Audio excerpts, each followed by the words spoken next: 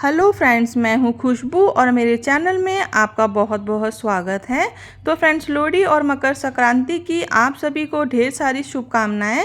तो इस मौके पर मैं लाई हूं आपके लिए तिल की एक बहुत ही बढ़िया सी जो है बर्फ़ी और साथ में ही गुड़ वाले तिल के लड्डू, जिसे बनाना बेहद ही आसान है और आप इसे बहुत ही दिनों तक स्टोर करके रख सकते हैं। तो चलिए बनाना शुरू करेंगे। तो इसके लिए सबसे पहले मैंने ये वाइट वाले जो तिल होते हैं वो मैंने तिल ले लिए हैं। आप चाहें तो बहुत तरह के आते हैं, वो भी आप ले सकते हैं। साथ में ही मैंने लिया है यह है गेहूं का आटा। तो लड्डू बनाने के लिए आज हम आटे का यूज़ करेंगे। साथ में ही मैंने ड्राई फ्रूट्स में काजू बादाम ले लिए हैं। इसी के साथ मैंने मूंगफली ले ली है, ये भुनी हुई मूंगफली है। साथ में ही मैंने लिया है गुड़। तो हम इसको बहुत ही हेल्दी बनाने वाले हैं, तो ये रेसिपी हम गुड़ से बनाएंगे। तो कढ़ाई में सबसे पहले हम तिल को जो है रोस्ट कर लेते हैं। तो फ्रेंड्स, जो मैंने दोनों ही रेसिपी के लिए तिल लिए हैं, एक बर्फ़ी के लिए और एक लड्डू के लिए, तो दोनों को ही मैं एक साथ डालकर भून लेती हूँ। बाकी मैं आगे आपको मेज़रमेंट बता दूँगी कि किस तरह से आपको बर्फ़ी के लिए तिल वगैरह लेना है। इससे क्या होगा कि फटाफट से हमारा काम हो जाएगा। तो मैंने क्या किया है, सारे ही तिल को इस तरह से रोस्ट कर रही हूँ और ये बहुत अच्छे से भून चुके हैं। अब सबसे पहले हमें तिल को जो है ठंडा करना होता है। इस चीज़ का खास ध्यान रखें, क्योंकि अगर गरम गरम में हम तिल को डाल देंगे तो तिल में जो मॉइस्चर आ जाएगा। तो इस तरह से ठंडा करें, उसके बाद ही हम इसको पीसेंगे। इसी के साथ अच्छे फ्लेवर के लिए मैं 5 से 6 हरी इलायचियों को भी ले लेती हूँ। आप चाहें तो पाउडर का यूज़ भी कर सकते हैं। और इस तरह से आप देख रहे होंगे कि मैंने दरदरा ही जो है इसका पाउडर बनाया है, एकदम से मैंने बारीक नहीं किया है। और इसी के साथ मैं आपको दिखा देती हूँ कि थोड़े से भुने हुए तिल को मैंने एक तरफ बाउल में रख लिया है, इसका बाद में यूज़ करेंगे। तो अब इसको 2 पार्ट में डिवाइड कर लेते हैं। सबसे पहले तो लड्डू में डालने के लिए मैं इस तरह से इसको बड़े बोल में फिर से निकाल लेती हूँ। और ये हो गए हमारे लड्डू के लिए जो हम आटा मिक्स करके बनाने वाले हैं। इसी के साथ मैं जो अभी आगे बर्फ़ी बनाऊंगी तो उसके लिए मैंने मिक्सी के जार में ही इसको रोक लिया है। अब कढ़ाई में सबसे पहले हम घी डाल देते हैं। घी डालने के बाद हम ड्राई फ्रूट्स जो हैं उसको डाल देंगे। साथ में ही भुनी हुई मूंगफली को मैंने क्रश करके डाल दिया है। अच्छे से 2 मिनट घी में हम इसको रोस्ट कर लेंगे, और जिससे कि हमारी जो लड्डू हैं बहुत ही बढ़िया बने। तो इसको एक साइड पे रख लेते हैं। अब फिर से कढ़ाई लेंगे, कढ़ाई में हम घी डाल लेते हैं। और घी डालने के बाद अब हम इसमें डालेंगे हमारा गेहूं का आटा। तो इस लड्डू को बनाने के लिए हम गेहूं के आटे का यूज़ कर रहे हैं। तो बहुत बढ़िया से ये हमारे लड्डू बनकर जो है तैयार हो जाएंगे। तो अच्छे से हमें बीच में कम से कम 3 से 4 बार थोड़ा थोड़ा घी डालना है, क्योंकि आटा जो है उसको बहुत अच्छे से मीडियम टू लो फ्लेम पर हमें जो है भूनना होगा, जिससे आटे का कच्चापन ख़त्म हो। तो इस तरह से मैंने फिर से घी डाला है और हम इसको फिर से जो है भून लेंगे। तो बिल्कुल लो फ्लेम पर ही इसको हमें भूनना है। ज़्यादा अगर हम तेज़ पे भूनेंगे तो क्या होगा, आटा हमारा जल जाएगा और वो खाने में फिर कड़वे लगेंगे लड्डू। तो इस चीज़ का खास आप ध्यान रखें। तो बीच बीच में घी को डालते रहें और बहुत बढ़िया सा आटा हमारा भूनकर तैयार भी हो जाएगा। मैं आपको अभी दिखा भी देती हूँ। तो मैंने कम से कम 3 बार घी डाला है, आप देख ही रहे होंगे। तो इस तरह से इसको फिर से मिक्स कर लेते हैं और आप देख रहे होंगे धीरे धीरे से जो हमारा गेहूं का आटा है वो कलर जो है चेंज कर रहा है। तो इस तरह से बहुत बढ़िया से आटे को भून लेना है, जिससे कि उसकी सेल्फ लाइफ भी बहुत बढ़ जाती है। अच्छे से आटा भून चुका है। अब हम क्या करेंगे कि गैस की फ्लेम को हम एक साइड पे कर लेते हैं, बंद कर लेंगे और इसको हम जो है आटे को इसी में रहने देते हैं। तो इस चीज़ का खास ध्यान रखें कि गैस की फ्लेम को ऑफ करने के बाद ही इसमें हम भुने हुए तिल का पाउडर डाल देंगे। साथ में ही ड्राई फ्रूट्स और कुटी हुई मूंगफली को डाल देंगे। अच्छे से हम इसको मिक्स करेंगे और इसमें डाल दिया है मैंने आधा चम्मच सौंठ का पाउडर, ड्राई वाली जो अदरक होती है उसको। साथ में ही मैंने नटमेग ले लिया है, ये है जायफल। जायफल को हम इस तरह से ग्रेट करके डाल रहे हैं, इससे टेस्ट बहुत अच्छा आता है। अब सारे ही जो हमारे पास ये इंग्रेडिएंट्स हैं इसको हम अच्छे से जो है मिक्स कर लेंगे। और ये देखिए मैंने अच्छे से इसको घिस लिया है। अब फटाफट से इसको हम इस तरह से मिक्स करेंगे और उसके बाद कढ़ाई तो हमारी गर्म है ही, तो हमें क्या करना है कि इसको और ज़्यादा इसका जो है कुकिंग प्रोसेस को रोकने के लिए अब हम इसको एक साइड पर जो है बर्तन में निकाल लेंगे। अब मैंने फिर से पैन रखा है, क्योंकि गुड़ के लड्डू हैं तो गुड़ को हमें मेल्ट भी करना होगा। तो मैंने सारे ही गुड़ को क्रश कर लिया था और इसमें मैं बहुत थोड़ा सा पानी डाल रही हूँ, जिससे कि बहुत अच्छे से हमें इसको थिक करना है। हमें जब तक गुड़ को जो है पकाना होता है, जब तक कि इसमें एक अच्छा सा झाग ना आ जाए। बाकी आप इसको जो है कटोरी के पानी में डालकर भी चेक कर सकते हैं। अच्छे से इसको कम से कम पिघलाने में हमें 7 से 8 मिनट लग जाएंगे। और आप देख रहे होंगे ये थोड़ा थोड़ा सा मेल्ट होना स्टार्ट हो गया है और इस तरह से बहुत बढ़िया सा इसमें झाग भी आ गया है। तो अब हमें क्या करना होगा कि इसको हमें जो मिक्सचर बनाया है उस मिक्सचर के अंदर हमें डालना होगा, इसके अंदर हम मिक्सचर को नहीं डालेंगे। तो अब ये बहुत बढ़िया सा हमारा कुक हो गया है। अब चलिए गैस की फ्लेम को हम ऑफ़ कर देते हैं।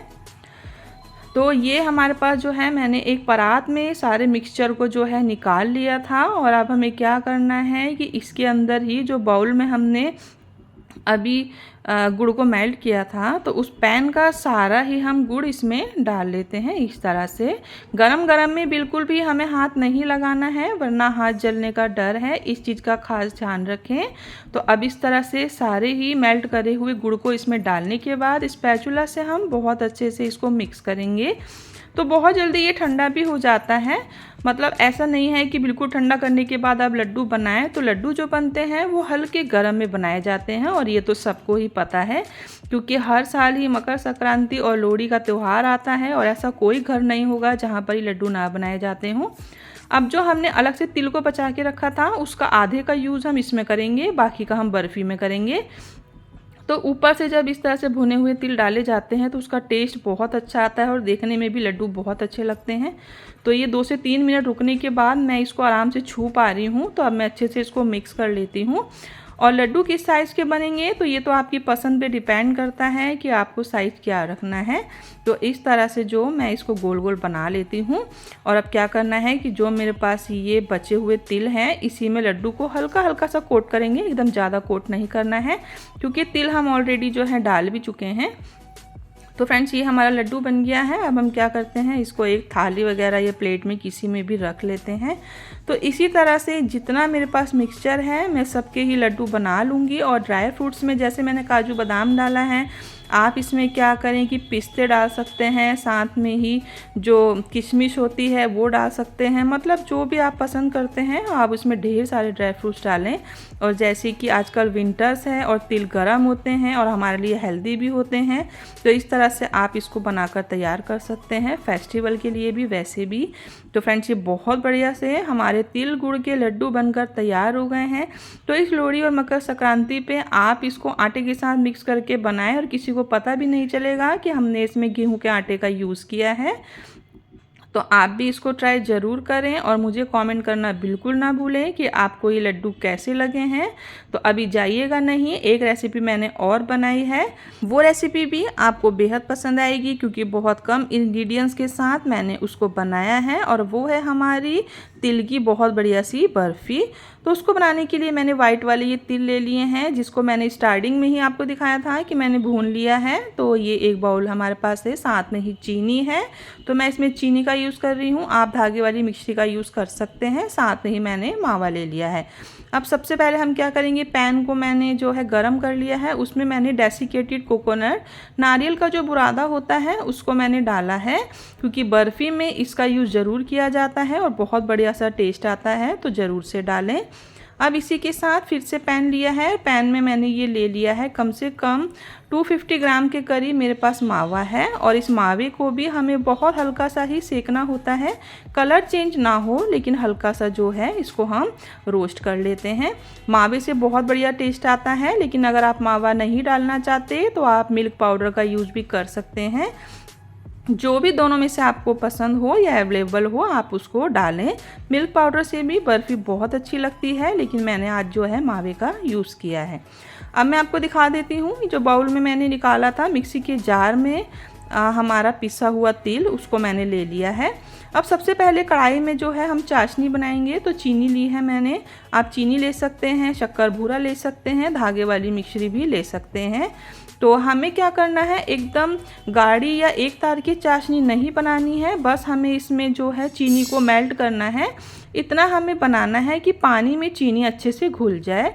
बाकी सारे जो भी हमारे पास इंग्रेडिएंट्स हैं उसको हम इसी चाशनी में डालने वाले हैं। धीरे धीरे आप देख रहे होंगे चाशनी पूरी हमारी जो अच्छे से तैयार हो गई है, मतलब चीनी घुल गई है। अब हमें क्या करना है, जितना भी हमारे पास पिसा हुआ तिल है मिक्सी के जार में, सारे ही तिल को मैं इसमें डाल देती हूँ। अब इसी के साथ नारियल का बुरादा डाल देंगे। अच्छे से इसको हम चला देंगे जिससे कि दोनों ही चीज़ें चाशनी में मिक्स हो जाए। और हमें इसको जब तक कुक करना है जब तक चाशनी बिल्कुल हमारी ड्राई ना हो जाए। अब इसी में हम क्या करेंगे, जो हमारा मावा है रोस्ट किया हुआ, उस मावे को भी हम थोड़ा थोड़ा करके डाल देते हैं। तो एक चीज़ का आप खास ध्यान रखें कि जब भी हमें बर्फ़ी को जमाना होता है तो वो बर्फ़ी की तरह जमे, इसके लिए हमें क्या करना होता है, या तो हमें मिल्क पाउडर डालना होता है और या हमें डालना होता है नारियल का बुरादा। तो नारियल का बुरादा जो है उसको आपको ज़्यादा रखना है जिससे कि बर्फ़ी हमारी बहुत अच्छे से जमे, वरना क्या होगा, ये बहुत लिक्विड हो जाएगी और बर्फ़ी की शेप बिल्कुल नहीं आएगी। तो मैंने 1 से 2 बार घर में हर रेसिपी को ट्राई करने के बाद ही मैं आप लोगों के लिए लाती हूँ। अब इस तरह से थोड़ा सा घी ज़रूर डालेंगे क्योंकि आपने नोट किया होगा कि घी का यूज़ मैंने इस रेसिपी में बिल्कुल भी नहीं किया है। तो बहुत बढ़िया से इसको थिक कर लेते हैं जब तक कि ये हमारा जो है चाशनी बिल्कुल ड्राई ना हो जाए। तो आप देख रहे होंगे ये धीरे धीरे से जो है हमारा एकदम से थिक हो रहा है, लेकिन उसके बाद भी थोड़ा सा इसको जब हम ट्रे या थाली में फैलाएंगे तो थोड़ा सा ये लिक्विड रहेगा, लेकिन बाद में इसे बहुत अच्छी सी शेप भी हमें देनी है। तो इस तरह से गैस को ऑफ कर देते हैं। अब मैंने एक ट्रे लिया है, उसमें मैंने घी लगा दिया था और बचे हुए तिल जो हैं उसको मैं सबसे पहले इस तरह से ट्रे पे फैला देती हूँ जिससे कि हम जो ये बना रहे हैं बर्फ़ी ये बहुत बढ़िया सी लगे। और अभी आप देख रहे होंगे कि मिक्सचर हमारा बहुत जो है लिक्विड है, लेकिन जो हमने इसमें नारियल का बुरादा डाला है उससे ये जो है बहुत अच्छे से थिक हो जाएगी। 1 घंटा आपको इसको फ्रिज में ज़रूर से रखना है। तो अभी आप देख रहे होंगे बहुत लिक्विड है और ये पूरी ट्रे में फैल रही है, लेकिन धीरे धीरे लास्ट में मैं क्या करूँगी कि इसको हमें थोड़ा मोटा भी रखना है। तो नीचे की तरफ से मैं इसको थोड़ा सा जो है ऊपर करती रहूँगी जिससे कि हमारी जो बर्फ़ी है पूरी ट्रे में ना फैल कर थोड़ी सी थिक जमे। तो इस तरह से मैंने ऊपर से भी तिल डाल दिए हैं। अब मैं इसको ठंडा करके 1 घंटे के लिए फ्रिज में लगा दूँगी। तो फ्रेंड्स मैं आपको दिखा देती हूँ थोड़ी देर बाद। तो फ्रेंड्स 1 से 1.5 घंटे बाद मैंने इसको बहुत अच्छे से लगाया था और इस तरह से स्पैचुला से मैं इसको पीछे पीछे करती गई जिससे कि ये हमारी बर्फ़ी जो है बहुत थिक हो गई। और जब ये बहुत ठंडा सा हो गया था मिक्सचर तभी मैंने इसको फ्रिज में लगाया है और ये बहुत बढ़िया सी हमारी जम गई है। ऊपर से मैं लगा रही हूँ सिल्वर वर्क, चांदी का वर्क अगर आपके पास है तो आप ज़रूर लगाएं। सारे ही पीसीस को मैंने फटाफट से कट कर लिया था क्योंकि वीडियो बहुत लंबी हो जाएगी। तो फ्रेंड्स इस तरह से बहुत ईजी ये बन जाती है और आप भी इसको बनाकर एक बार ट्राई ज़रूर करें। तो मैं आपको दिखा देती हूँ कि कितने बढ़िया से ये हमारे बर्फ़ी के जो पीसीस हैं वो बन गए हैं।